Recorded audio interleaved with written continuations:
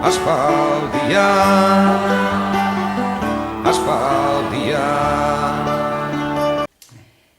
gaude Xabierrekin, ez da? Burlatan euskal mezak ematen dituena. Eta noiz hasi zinen Burlatan euskal mezak ematen? Bueno, noiz behinka, hauek batez ere Josu Goldarazek hasi zituen euskal mezak lehenagoko parrokian edo bajera horretan, ez? Eta orduan bai, hasi ziren, nik uste dut, 80an edo, 1900 eta 80an alde hartan, hasi ziren. Eta noiz behinka ni etortzen nintzen. Beraiek ezin zutela edo horla, orduan kontaktuak eta harremanak bai aspaldidanik izan nituen.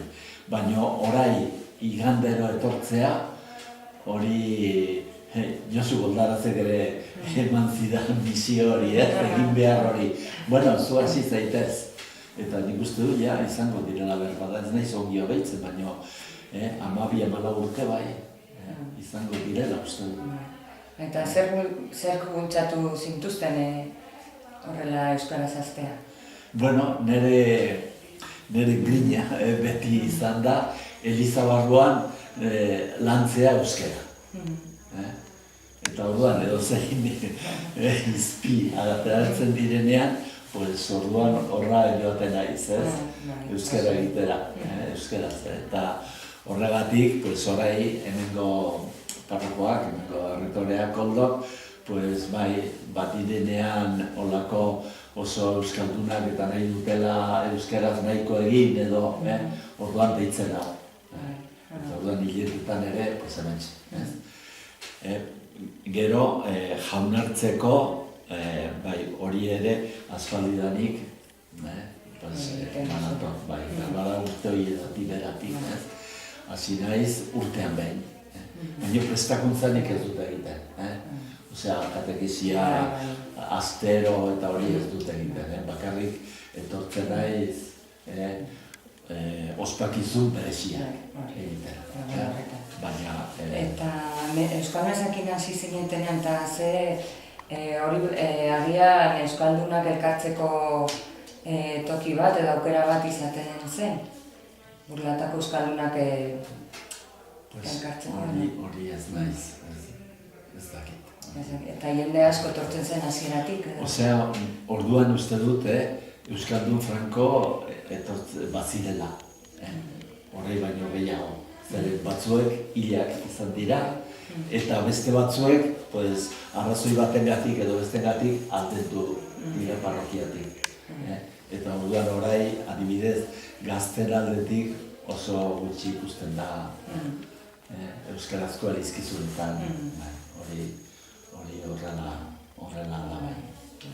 Eta politikoki eta sozialki ez ziren egun errazak izan, arazorik izan zen dituzten?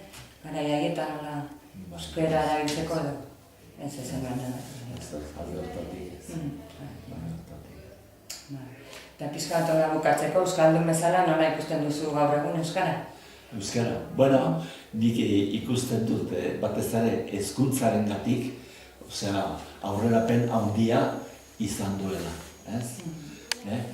Gero, nik ikusten dut hutsune bat, baina hori denok, osea, hizketara, hori hutsunea dela. Hainbeste eta hainbeste pasa dira ikastoletatik, baina gero bere harremanetan eta bereien artean, gazten artean tala, ez da gehiagi euskaraz entzun. Eta zer egin marko genuke da nola bultzatu? Hori da, euskaraz bizi, ez? Ni lehenago Pazigandan egon nintzen, eta orduan han hasi zen batez ere zuzendari lehenagokoa izana, Gorozkidi jauna, horrek bultzatu zuen beste ikastola batzuekin, adibidez, Tolosako Laskurain, edo Lizarrako ikastolarekin, eta Bizkaiko beste bat, edo ez Hernanikoa uste dut.